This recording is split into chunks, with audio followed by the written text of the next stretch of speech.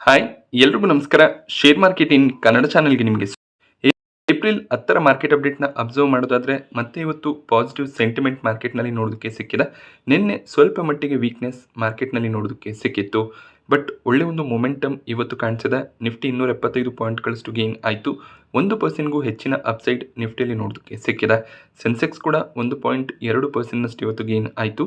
Bank ನಿಫ್ಟಿಯಲ್ಲಿ ಒಂದು strong momentum ನೋಡೋದಕ್ಕೆ ಸಿಕ್ಕಿದ್ದು 2%ನಷ್ಟು ಬ್ಯಾಂಕ್ ನಿಫ್ಟಿ ಗೇನ್ ಆಗಿದೆ. ಬಟ್ ಐ ಟಿ ಸೆಕ್ಟರ್ನ ಸ್ಟಾಕ್ಗಳಲ್ಲಿ ಸಾಕಷ್ಟು ವೀಕ್ನೆಸ್ ನೋಡೋದಕ್ಕೆ ಸಿಕ್ತು. 2%ನಷ್ಟು ಐ ಟಿ ಇಂಡೆಕ್ಸ್ ಡೌನ್ ಆಗಿದೆ. ಆಟೋ ಸೆಕ್ಟರ್ನ ಸ್ಟಾಕ್ಗಳು ಸ್ಟ್ರಾಂಗ್ ಆಗಿ ಪರ್ಫಾರ್ಮ್ ಮಾಡಿದ್ದು ಆಲ್ಮೋಸ್ಟ್ 3%ನಷ್ಟು ಗೇನ್ ಆಟೋ ಇಂಡೆಕ್ಸ್ನಲ್ಲಿ ನೋಡೋದಕ್ಕೆ ಸಿಕ್ಕಿದೆ. ಸೊ ಸಾಕಷ್ಟು ನೆಗೆಟಿವ್ ನ್ಯೂಸ್ಗಳೇ ಮಾರ್ಕೆಟ್ನಲ್ಲಿ ನೋಡೋದಕ್ಕೆ ಸಿಗ್ತದೆ. ಸೀಸ್ ಫೈರ್ ಏನೋ ಅನೌನ್ಸ್ ಆಗಿದೆ, ಬಟ್ ಮಾತುಕತೆಗಳು ಇನ್ನೂ ಕೂಡ ಸ್ಟಾರ್ಟ್ ಆಗಿಲ್ಲ ಅನ್ನುವಂಥ ರಿಪೋರ್ಟ್ಸ್ ಇದೆ. ಯಾಕೆಂದರೆ ಸೀಸ್ ಫೈರ್ ಅನೌನ್ಸ್ ಆದಮೇಲೆ ಕೂಡ ಇಸ್ರೇಲ್ ಲೆಬನನ್ನ ಮೇಲೆ ಅಟ್ಯಾಕನ್ನು ಮಾಡ್ತಾ ಇದ್ದಾರೆ.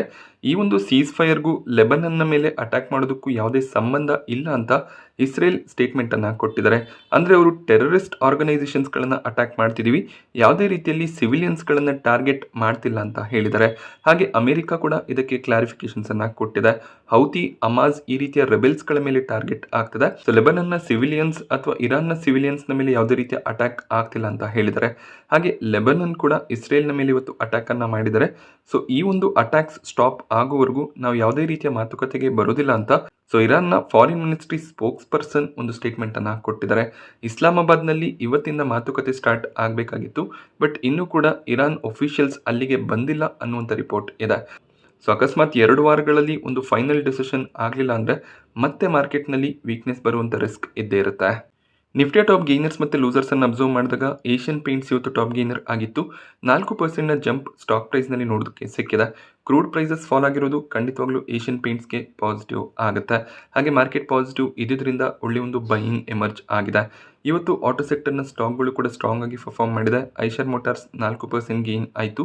ಬಜಾಜ್ ಆಟೋನಲ್ಲಿ ಕೂಡ 3%ಗೂ ಹೆಚ್ಚಿನ ಜಂಪ್ ನೋಡೋದಕ್ಕೆ ಸಿಕ್ಕಿದೆ. ಬ್ಯಾಂಕಿಂಗ್ ಸೆಕ್ಟರ್ನ ಸ್ಟಾಕ್ಗಳಲ್ಲಿ ನಿನ್ನೆ ಸ್ವಲ್ಪ ವೀಕ್ನೆಸ್ ನೋಡೋದಕ್ಕೆ ಸಿಕ್ಕಿತ್ತು, ಬಟ್ ಇವತ್ತು ಒಂದು ಸ್ಟ್ರಾಂಗ್ ಬೈಯಿಂಗ್ ಎಮರ್ಜ್ ಆಗಿದೆ. ICICI ಬ್ಯಾಂಕ್ 3%ಗೂ ಹೆಚ್ಚಾಗಿ ಗೇನ್ ಆಗಿದ್ರೆ ಫಿನಾನ್ಷಿಯಲ್ ಎಂಟಿಟಿ ಶ್ರೀರಾಮ್ ಫಿನಾನ್ಸ್ನಲ್ಲಿ 3%ಗೂ ಹೆಚ್ಚಿನ ಜಂಪ್ ನೋಡೋದಕ್ಕೆ ಸಿಕ್ಕಿದೆ. ಸೊ ಒಂದು ಸ್ಟ್ರಾಂಗ್ ಬೈಯಿಂಗ್ ಎಮರ್ಜ್ ಆಗ್ತದೆ. ಹಾಗೆ ಪೋರ್ಟ್ಫೋಲಿಯೋಸ್ ಏನು ಸಾಕಷ್ಟು ದಿನಗಳಿಂದ ರೆಡ್ ಇತ್ತು, ಈಗ ಸ್ವಲ್ಪ ಮಟ್ಟಿಗೆ ಚೇತರಿಕೆ ಕಾಣಿಸ್ತಿದೆ. ನಿಫ್ಟಿ ಟಾಪ್ ಲೂಸರ್ಸನ್ನು ಅಬ್ಸರ್ವ್ ಮಾಡಿದಾಗ ಕೋಲ್ ಇಂಡಿಯಾ ಇವತ್ತು ಟಾಪ್ ಲೂಸರ್ ಆಗಿತ್ತು. 4.5%ನ ಕರೆಕ್ಷನ್ ನೋಡೋದಕ್ಕೆ ಸಿಕ್ಕಿದೆ. ಇದಕ್ಕೆ ರೀಸನ್ ಕೋಲ್ ಇಂಡಿಯಾ ಕಡೆಯಿಂದ ಬಂದಂಥ ಒಂದು ಸ್ಟೇಟ್ಮೆಂಟ್ ಆಗಿರುತ್ತೆ. ಸೊ ಇವರ ಇನ್ಪುಟ್ ಕಾಸ್ಟ್ ಇನ್ಕ್ರೀಸ್ ಆಗ್ತಿರುವಂಥ ಒಂದು ರಿಪೋರ್ಟ್ ಬಂದಿದೆ. ಅದರ ಬಗ್ಗೆ ಮ್ಯಾನೇಜ್ಮೆಂಟ್ ಕ್ಲಾರಿಫಿಕೇಷನ್ಸನ್ನು ಕೊಟ್ಟಿದ್ದಾರೆ. ಸೊ ಇವರೇನು ಡೀಸೆಲನ್ನು ಬಳಸ್ತಾರೆ, ಇಂಡಸ್ಟ್ರಿಯಲ್ ಡೀಸೆಲ್, ಅದರ ಪ್ರೈಸಸ್ 54%ನಷ್ಟು ಇನ್ಕ್ರೀಸ್ ಆಗಿದೆ. ಹಾಗೆಯೇ ಎಕ್ಸ್ಪ್ಲೋಸಿವ್ಸ್ಗಳನ್ನು ಬಳಸಿ ಏನು ಮೈನಿಂಗನ್ನು ಮಾಡ್ತಾರೆ, ಆ ಎಕ್ಸ್ಪ್ಲೋಸಿವ್ ಪ್ರೈಸಸ್ 44% ಇನ್ಕ್ರೀಸ್ ಆಗಿದೆ. ಬಟ್ ಇವರು ಕನ್ಸ್ಯೂಮರ್ಸ್ಗಳಿಗೆ ಕೋಲ್ ಪ್ರೈಸಸನ್ನು ಇನ್ಕ್ರೀಸ್ ಮಾಡಿಲ್ಲ.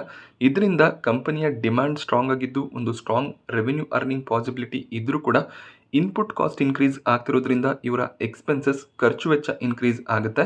ಅದರಿಂದ ಪ್ರಾಫಿಟಬಿಲಿಟಿ ಅಷ್ಟು ಸ್ಟ್ರಾಂಗ್ ಆಗಿ ಬರೋದಿಲ್ಲ ಅಂತ ಕೋಲ್ ಇಂಡಿಯಾ ಸ್ಟಾಕ್ ಪ್ರೈಸ್ನಲ್ಲಿ ವೀಕ್ನೆಸ್ ನೋಡೋದಕ್ಕೆ ಸಿಕ್ಕಿದೆ. ಹಾಗೆ ಸನ್ಫಾರ್ಮಾ ಸ್ಟಾಕ್ ಪ್ರೈಸ್ನಲ್ಲಿ ಕೂಡ ಇವತ್ತು 3.5% ಅರೌಂಡಲ್ಲಿ ಕರೆಕ್ಷನ್ ನೋಡೋದಕ್ಕೆ ಸಿಕ್ತು. ಇದಕ್ಕೆ ರೀಸನ್ ಸನ್ಫಾರ್ಮಾ US ನಲ್ಲಿ ಒಂದು ಆಕ್ವಿಸಿಷನನ್ನು ಮಾಡಬೇಕು ಅಂತ ಇದ್ದಾರೆ. ಆರ್ಗನಾನ್ ಅನ್ನುವಂಥ ಕಂಪನಿಯನ್ನು $12 ಬಿಲಿಯನ್ ವ್ಯಾಲ್ಯೂಷನಲ್ಲಿ ಬೈ ಮಾಡುವಂಥ ಪ್ಲಾನ್ ಇದೆ ಅನ್ನುವಂಥ ರಿಪೋರ್ಟ್ ಇದೆ. ಇದೊಂದು ಎಕ್ಸ್ಪೆನ್ಸಿವ್ ವ್ಯಾಲ್ಯೂಷನ್ ಬೈಯಿಂಗ್ ಆಗ್ಬೋದು ಅನ್ನೋದು ಅನಲಿಸ್ಟ್ಗಳ ವ್ಯೂ ಆಗಿರುತ್ತೆ. ಯಾಕೆಂದರೆ ಈ ಒಂದು ಫಾರ್ಮಾ ಕಂಪನಿಯನ್ನು ಅಕ್ವೈರ್ ಮಾಡ್ಕೋಬೇಕು ಅಂತ ಇದ್ದಾರೆ. ಆ ಕಂಪನಿ $9.5 ಬಿಲಿಯನ್ ಡೆಟ್ ಸಾಲವನ್ನು ಹೊಂದಿತ್ತು. ಸೊ ಅದು ಈಗ $8 ಬಿಲಿಯನ್ ಕಡಿಮೆ ಆಗಿದೆ. ಬಟ್ ತುಂಬಾ ಸಾಲ ಇರೋದು ಸ್ವಲ್ಪ ಮಟ್ಟಿಗೆ ನೆಗೆಟಿವ್ ಆಗ್ಬೋದು. ಹಾಗೆ ಈ ಒಂದು ವ್ಯಾಲ್ಯೂಷನ್ನಿಂದ ಏನು ಜಸ್ಟಿಫೈ ಆಗುತ್ತೆ ಅದು ಕೂಡ ಕ್ವೆಶ್ಚನ್ ಮಾರ್ಕ್ ಆಗಿದೆ. ಅಂದರೆ ಎಷ್ಟು ರೆವೆನ್ಯೂ ಪ್ರಾಫಿಟ್ಸ್ ಜನರೇಟ್ ಆಗುತ್ತೆ ಅದನ್ನು ಕೂಡ ಸನ್ಫಾರ್ಮಾ ಯೋಚನೆ ಮಾಡಬೇಕಾಗುತ್ತೆ. ಹಾಗೆ ಆ ಡೆಟ್ಟನ್ನು ಕೂಡ ಕ್ಲಿಯರ್ ಮಾಡೋದು ಕನ್ಸರ್ನಿಂಗ್ ಸೈನ್ ಆಗ್ಬೋದು. ಇನ್ಫೋಸಿಸ್ ಸ್ಟಾಕ್ ಪ್ರೈಸ್ನಲ್ಲಿ ಕೂಡ ಇವತ್ತು 3% ಅರೌಂಡಲ್ಲಿ ಕರೆಕ್ಷನ್ ನೋಡೋದಕ್ಕೆ ಸಿಕ್ತು. ಇದಕ್ಕೆ ರೀಸನ್ ನಿನ್ನೆ ಬಂದಂಥ TCSನ ರಿಸಲ್ಟ್ ಆಗಿರುತ್ತೆ. TCS ಕೂಡ 2.5% ಅರೌಂಡಲ್ಲಿ ಕರೆಕ್ಟ್ ಆಗಿದೆ. TCS ಒಳ್ಳೆಯ ಒಂದು ರಿಸಲ್ಟನ್ನೇ ಅನೌನ್ಸ್ ಮಾಡಿದ್ರು. ಬ್ರೋಕರೇಜ್ಗಳ ಎಕ್ಸ್ಪೆಕ್ಟೇಷನ್ ಏನಿತ್ತು ಅದೇ ಪ್ರಕಾರ ರೆವೆನ್ಯೂಸ್ ಪ್ರಾಫಿಟ್ಸ್ ನೋಡೋದಕ್ಕೆ ಸಿಕ್ಕಿದೆ. ಸೊ ಡಾಲರ್ ವ್ಯಾಲ್ಯೂ ಇನ್ಕ್ರೀಸ್ ಆಗ್ತಿರೋದ್ರಿಂದ, ಡಾಲರ್ ಕರೆನ್ಸಿ ಸ್ಟ್ರಾಂಗ್ ಆಗ್ತಿರೋದ್ರಿಂದ TCS ಹಾಗೆ ಬೇರೆ IT ಕಂಪನಿಗಳ ರೆವೆನ್ಯೂಸ್ ಪ್ರಾಫಿಟ್ಸ್ ಖಂಡಿತವಾಗ್ಲೂ ಇನ್ಕ್ರೀಸ್ ಆಗುತ್ತೆ. ಬಟ್ ನಾವು ರುಪಿ ಟರ್ಮ್ಸ್ನಲ್ಲಿ ಅಬ್ಸರ್ವ್ ಮಾಡಿದಾಗ ಅಷ್ಟಾಗಿ ರೆವೆನ್ಯೂ ಗ್ರೋತ್, ಪ್ರಾಫಿಟ್ ಗ್ರೋತ್ ಬಂದಿಲ್ಲ ಅನ್ನೋದು ಬ್ರೋಕರೇಜ್ಗಳ ಕನ್ಸರ್ನ್ ಆಗಿರುತ್ತೆ. But over all result strong ಆಗಿದೆ. ಡೀಲ್ ವಿನ್ಸ್ ಕೂಡ ಸ್ಟ್ರಾಂಗ್ ಆಗಿ ಇತ್ತು. ಬಟ್ ಸ್ಟಿಲ್ IT ಸೆಕ್ಟರ್ನಲ್ಲಿ ವೀಕ್ನೆಸ್ ಕಾಣಿಸ್ತಿದೆ. ಹಾಗೆ ಬ್ರೋಕರೇಜ್ಗಳು ಟಾರ್ಗೆಟ್ಸ್ಗಳನ್ನು ಕೂಡ ಕೊಟ್ಟಿದ್ದಾರೆ. CLSA ಕಡೆಯಿಂದ ಔಟ್ ಪರ್ಫಾರ್ಮ್ ರೇಟಿಂಗ್ ಇದೆ. CLSA 2985 ಟಾರ್ಗೆಟ್ ಪ್ರೈಸ್ ಅನ್ನು ಕೊಟ್ಟಿದ್ದಾರೆ. ಸೊ ಆರ್ಡರ್ ಬುಕಿಂಗ್ ಸ್ಟ್ರಾಂಗ್ ಆಗಿದೆ ಅನ್ನೋದು CLSA ವ್ಯೂ ಆಗಿರುತ್ತೆ. ಗೋಲ್ಡ್ಮನ್ ಸ್ಯಾಕ್ಸ್ ಕೂಡ ಬೈ ರೆಕಮೆಂಡೇಶನ್ ಕೊಟ್ಟಿದ್ದು 2710 ಟಾರ್ಗೆಟ್ ಪ್ರೈಸ್ ಅನ್ನು ಕೊಟ್ಟಿದ್ದಾರೆ. ಸೊ ಮೇಜರ್ ಸರ್ಪ್ರೈಸಸ್ ಏನು ರಿಸಲ್ಟ್ನಲ್ಲಿ ನೋಡೋದಕ್ಕೆ ಸಿಕ್ಕಿಲ್ಲ. ಎಕ್ಸ್ಪೆಕ್ಟೇಷನ್ನ ಪ್ರಕಾರ ರಿಸಲ್ಟ್ ನೋಡೋದಕ್ಕೆ ಸಿಕ್ಕಿದೆ. ಸೀಕ್ವೆನ್ಷಿಯಲ್ ಗ್ರೋತ್ ಸ್ಟ್ರಾಂಗ್ ಆಗಿದೆ, ಡೀಲ್ ವಿನ್ಸ್ ಸ್ಟ್ರಾಂಗ್ ಆಗಿದೆ ಅನ್ನೋದು ಗೋಲ್ಡ್ಮನ್ ಸ್ಯಾಕ್ಸ್ನ ವ್ಯೂ ಆಗಿರುತ್ತೆ. 3 ಮೆಗಾ ಡೀಲ್ಸ್ಗಳನ್ನ TCS ಪಡ್ಕೊಂಡಿರೋದು ಮುಂದಿನ ದಿನಗಳಲ್ಲಿ ಪಾಸಿಟಿವ್ ಆಗುತ್ತೆ ಅನ್ನೋದು ಗೋಲ್ಡ್ಮನ್ ಸ್ಯಾಕ್ಸ್ನ ವ್ಯೂ ಆಗಿದೆ. JP ಮಾರ್ಗನ್ ಕೂಡ ಓವರ್ ವೇಟ್ ರೆಕಮೆಂಡೇಶನ್ ಕೊಟ್ಟಿದ್ದು 3150 ಟಾರ್ಗೆಟ್ ಪ್ರೈಸ್ ಅನ್ನು ಕೊಟ್ಟಿದ್ದಾರೆ. ಹಾಗೆಯೇ ನೋಮುರಾ ಕಡೆಯಿಂದ ಕೂಡ ಬೈ ರೆಕಮೆಂಡೇಶನ್ ಇದೆ. 2930 ಟಾರ್ಗೆಟ್ ಪ್ರೈಸ್ ನೋಮುರಾ ಕಡೆಯಿಂದ ನೋಡೋದಕ್ಕೆ ಸಿಕ್ಕಿದೆ. 2026 ಫಿನಾನ್ಷಿಯಲ್ ಇಯರ್ಗೆ ಕಂಪೇರ್ ಮಾಡಿದಾಗ 2027 ಫಿನಾನ್ಷಿಯಲ್ ಇಯರ್ ಸ್ಟ್ರಾಂಗ್ ಆಗಿರುತ್ತೆ ಅನ್ನೋದು ನೋಮುರಾ ವ್ಯೂ ಆಗಿರುತ್ತೆ. ಹಾಗೆ ಜೆಫ್ರೀಸ್ ಕೂಡ ಒಂದು ಕಾಷಿಯಸ್ ರೇಟಿಂಗ್ ಅನ್ನು ಕೊಟ್ಟು ಅಂಡರ್ ಪರ್ಫಾರ್ಮ್ ರೇಟಿಂಗ್ ಅನ್ನು ಕೊಟ್ಟಿದ್ದಾರೆ. 2275 ಟಾರ್ಗೆಟ್ ಪ್ರೈಸ್ ನೋಡೋದಕ್ಕೆ ಸಿಗ್ತದೆ. ಸೊ ರೆವೆನ್ಯೂ ಇನ್ಲೈನ್ ಇದೆ, ಬಟ್ ಮಾರ್ಜಿನ್ ಮಿಸ್ ಆಗಿದೆ ಅನ್ನೋದು ಜೆಫ್ರೀಸ್ನ ವ್ಯೂ ಆಗಿರುತ್ತೆ. ಎಸ್ಟಿಮೇಷನ್ನ ಪ್ರಕಾರ ರಿಸಲ್ಟ್ ಬಂದಿದ್ರು ಕೂಡ BFSI ಸೆಗ್ಮೆಂಟ್ನಲ್ಲಿ ಗ್ರೋತ್ ಅಷ್ಟು ಸ್ಟ್ರಾಂಗ್ ಇಲ್ಲ, ಫ್ಲಾಟ್ ಗ್ರೋತ್ ಇದೆ ಅಂತ ಜೆಫ್ರೀಸ್ ಕನ್ಸರ್ನ್ ತೋರಿಸಿದ್ದಾರೆ.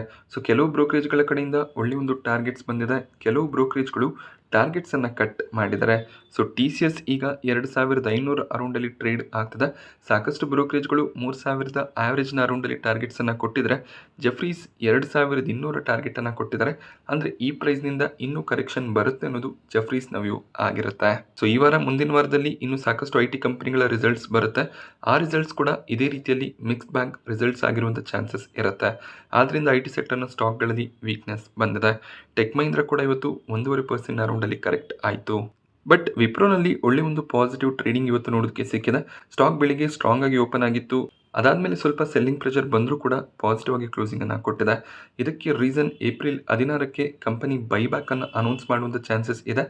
ಲಾಸ್ಟ್ ಟೈಮ್ 2023 ಜೂನ್ನಲ್ಲಿ ಬೈಬ್ಯಾಕ್ ಅನೌನ್ಸ್ ಆಗಿತ್ತು. ಸೊ 3 ವರ್ಷಗಳ ನಂತರ ಮತ್ತೆ ಕಂಪನಿ ಬೈಬ್ಯಾಕ್ ಅನ್ನು ಅನೌನ್ಸ್ ಮಾಡ್ತಾರೆ. ಟೆಂಡರ್ ರೂಟ್ ಬೈಬ್ಯಾಕ್ ಆಗಿದ್ರೆ ಒಂದು ಪ್ರೈಸ್ ಫಿಕ್ಸ್ ಆಗಿರುತ್ತೆ. ಮಾರ್ಕೆಟ್ ಪ್ರೈಸ್ ಏನಿದೆ ಅದಕ್ಕಿಂತ ಹೆಚ್ಚಿನ ಪ್ರೈಸ್ನಲ್ಲೇ ವಿಪ್ರೋ ಬೈಬ್ಯಾಕ್ ಅನ್ನು ಅನೌನ್ಸ್ ಮಾಡ್ತಾರೆ. ಸೊ 16,000 ಕೋಟಿ ಅರೌಂಡಲ್ಲಿ ಬೈಬ್ಯಾಕ್ ಸೈಜ್ ಇರ್ಬೋದು ಅನ್ನುವಂಥ ರಿಪೋರ್ಟ್ ಇದೆ. ಸೊ ಕ್ಲಾರಿಟಿ ಏಪ್ರಿಲ್ 16ಕ್ಕೆ ಸಿಗುತ್ತೆ. ಈ ನ್ಯೂಸ್ನಿಂದ ಸ್ಟಾಕ್ ಇವತ್ತು ಪಾಸಿಟಿವ್ ಆಗಿ ಟ್ರೇಡ್ ಆಗಿದೆ. ಪವರ್ ಮೆಕ್ ಪ್ರಾಜೆಕ್ಟ್ ಸ್ಟಾಕ್ ಪ್ರೈಸ್ನಲ್ಲಿ ಆಲ್ಮೋಸ್ಟ್ 10% ಜಂಪ್ ಇವತ್ತು ನೋಡೋದಕ್ಕೆ ಸಿಕ್ತು. ಇದಕ್ಕೆ ರೀಸನ್ ಮುಂಬೈನ ಮೋನೋ ರೈಲ್ ಕಾಂಟ್ರಾಕ್ಟನ್ನು ಕಂಪನಿ ಪಡ್ಕೊಂಡಿದ್ದಾರೆ. ಸೊ 19 ಕಿಲೋಮೀಟರ್ನ ರೂಟನ್ನು ಮೇಂಟೈನ್ ಮಾಡುವಂಥ ಕಾಂಟ್ರಾಕ್ಟ್ ಪವರ್ ಮೆಕ್ ಪ್ರಾಜೆಕ್ಟ್ಸ್ಗೆ ಸಿಕ್ಕಿದೆ. 296 ಕೋಟಿಯ ಕಾಂಟ್ರಾಕ್ಟ್ ಆಗಿರುತ್ತೆ. ಸೊ ಈ ರೀತಿಯ ಕಾಂಟ್ರಾಕ್ಟ್ಸ್ ಖಂಡಿತವಾಗ್ಲೂ ಕಂಪನಿಗೆ ಪಾಸಿಟಿವ್ ಆಗುತ್ತೆ. 5 ವರ್ಷದ ಮೇಂಟೆನೆನ್ಸ್ ಕಾಂಟ್ರಾಕ್ಟನ್ನು ಕಂಪನಿ ಪಡ್ಕೊಂಡಿದ್ದಾರೆ. ಸೊ ಸಾಕಷ್ಟು ದಿನಗಳಿಂದ ಮಾರ್ಕೆಟ್ನಲ್ಲಿ ವೀಕ್ನೆಸ್ ಇದೆ, ಆದರೂ ಕೂಡ ಮಾರ್ಚ್ ತಿಂಗಳಲ್ಲಿ SIP ಇನ್ಫ್ಲೋಸ್ ಇನ್ಕ್ರೀಸ್ ಆಗ್ತಿರೋದು ಕಾಣಿಸ್ತದೆ. ಓವರಾಲ್ 32,000 ಕೋಟಿಯ ಇನ್ಫ್ಲೋ SIPನಲ್ಲಿ ಬಂದಿದೆ. ಇದು equity segment, debt segment, balanced ಫಂಡ್ಗಳು, ಈ ರೀತಿಯಲ್ಲಿ ಎಲ್ಲ ಮ್ಯೂಚುವಲ್ ಫಂಡ್ಗಳಲ್ಲಿ ಬಂದಂಥ SIP ಇನ್ಫ್ಲೋ ಆಗಿರುತ್ತೆ. ಸೊ ಇದಾದಮೇಲೆ ಮತ್ತೆ AMFI ಕಡೆಯಿಂದ ನಮಗೆ ಈಕ್ವಿಟಿ ಫಂಡ್ಗಳಲ್ಲಿ ಎಷ್ಟು ಇನ್ಫ್ಲೋ ಬಂದಿದೆ ಆ ಡೇಟಾ ಕೂಡ ಬರೋದು ಕಾಣಿಸುತ್ತೆ. ಬಟ್ SIP ಇನ್ಫ್ಲೋಸ್ ಸ್ಟ್ರಾಂಗ್ ಆಗಿ ಕಾಣಿಸ್ತದೆ. ಬಟ್ ಸಾಕಷ್ಟು ಜನ SIPಸನ್ನು ಸ್ಟಾಪ್ ಕೂಡ ಮಾಡ್ತಿದ್ದಾರೆ. ಸೊ ಸ್ಟಾಪೇಜ್ ರೇಷಿಯೋ ಕೂಡ ಇನ್ಕ್ರೀಸ್ ಆಗ್ತದೆ. ಬಟ್ ಇನ್ನೂ ಹೆಚ್ಚಾಗಿ ಹೊಸ ಇನ್ವೆಸ್ಟರ್ಸ್ಗಳು ಅಕೌಂಟನ್ನು ಓಪನ್ ಮಾಡ್ತಿರೋದು ಖಂಡಿತವಾಗ್ಲೂ ಪಾಸಿಟಿವ್ ಸೈನೇ ಆಗಿರುತ್ತೆ. ಸೊ ಈ ರೀತಿಯ ಮಾರ್ಕೆಟ್ ಕರೆಕ್ಷನ್ ಇನ್ವೆಸ್ಟ್ಮೆಂಟ್ಗೆ ಒಳ್ಳೆಯ ಒಂದು ಆಪರ್ಚುನಿಟಿ ಆಗಿರುತ್ತೆ. SIP ಮಾಡ್ತಿದ್ದಾರೆ ಅಂದರೆ ಖಂಡಿತವಾಗ್ಲೂ ಅದನ್ನು ಕಂಟಿನ್ಯೂ ಮಾಡಿ. ಸೊ ಮಾರ್ಕೆಟ್ಸ್ ಈ ರೀತಿಯಲ್ಲಿ ಕರೆಕ್ಟ್ ಆಗುತ್ತೆ. ಆ ಟೈಮ್ನಲ್ಲಿ ಹೆಚ್ಚಿನ ಇನ್ವೆಸ್ಟ್ಮೆಂಟ್ ಮಾಡಿದಷ್ಟು ಕೂಡ ಲಾಂಗ್ ಟರ್ಮ್ನಲ್ಲಿ ಒಳ್ಳೆಯ ಒಂದು ರಿಟರ್ನ್ಸ್ ಸಿಗ್ತಾ ಹೋಗುತ್ತೆ. ಹಾಗೆ Om power transmission IPO April 9ಕ್ಕೆ ಸಬ್ಸ್ಕ್ರಿಪ್ಷನ್ಗೆ ಓಪನ್ ಆಗಿತ್ತು. ಸೊ ಈ ಒಂದು IPOನಲ್ಲಿ ಕೇವಲ ₹3 ರೌಂಡಲ್ಲಿ ಗ್ರೇ ಮಾರ್ಕೆಟ್ ಪ್ರೀಮಿಯಂ ನೋಡೋದಕ್ಕೆ ಸಿಗ್ತದೆ. ಎರಡನೇ ದಿನ IPO ಕೇವಲ 0.7 ಟೈಮ್ನಷ್ಟು ಸಬ್ಸ್ಕ್ರೈಬ್ ಆಗಿದೆ. ಸೊ ಹೆಚ್ಚಿನ ಒಂದು ಲಿಸ್ಟಿಂಗ್ಗೆ ಇನ್ನು ಎಕ್ಸ್ಪೆಕ್ಟೇಷನ್ ಕಾಣಿಸ್ತಿಲ್ಲ. ಸೊ ಸೋಮವಾರ ಏಪ್ರಿಲ್ 13 ಈ ಒಂದು IPOನಲ್ಲಿ ಅಪ್ಲೈ ಮಾಡೋದಕ್ಕೆ ಕೊನೆ ದಿನ ಆಗಿರುತ್ತೆ. ಈ ಒಂದು IPOನ ಅವಾಯ್ಡ್ ಮಾಡೋದೇ ಬೆಟರ್ ಡಿಸಿಷನ್ ಆಗ್ಬೋದು. ಸೊ ವಾರ್ ಸಿಚುವೇಷನ್ಸ್ನಿಂದ ಇಂಡಿಯನ್ ರುಪಿ ಡಾಲರ್ನ ಮುಂದೆ ಸಾಕಷ್ಟು ಡೆಪ್ರಿಷಿಯೇಟ್ ಆಗಿತ್ತು. ಬಟ್ RBI ತಗೊಂಡಂಥ ಕೆಲವೊಂದಿಷ್ಟು ಮೆಜರ್ಸ್ಗಳಿಂದ ರುಪಿ ಸ್ವಲ್ಪ ಮಟ್ಟಿಗೆ ಚೇತರಿಕೆ ಕಂಡಿದೆ. ಹಾಗೆ FIIs ಇಂಡಿಯನ್ ಮಾರ್ಕೆಟ್ನಲ್ಲಿ ಕಂಟಿನ್ಯೂಸ್ ಆಗಿ ನೆಟ್ ಸೆಲ್ಲಿಂಗನ್ನು ಮಾಡ್ತಿದ್ದಾರೆ. ಮಾರ್ಚ್ ತಿಂಗಳ ಎಲ್ಲ ಟ್ರೇಡಿಂಗ್ ಸೆಷನ್ಸ್ಗಳಲ್ಲಿ FIIs ಕಡೆಯಿಂದ ನೆಟ್ ಸೆಲ್ಲಿಂಗ್ ನೋಡೋದಕ್ಕೆ ಸಿಕ್ಕಿದೆ. ಇದಕ್ಕೆ ಒಂದು ರೀಸನ್ 2021 ಮೇನಲ್ಲಿ ರೂಪಾಯಿ ಡಾಲರ್ನ ಮುಂದೆ 72-73 ಪ್ರೈಸ್ನಲ್ಲಿ ಟ್ರೇಡ್ ಆಗ್ತಿತ್ತು.